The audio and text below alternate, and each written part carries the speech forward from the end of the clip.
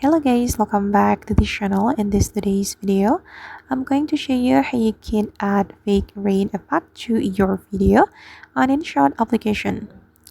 Okay, let's get into it guys. Here I have created a project on my InShot application, and if we want to add the fake rain effect to our video, first thing first, we can click on this folder, and then you can select the effect, and in this effect you can choose the weather category. You can click on this weather and then just select the rain effect.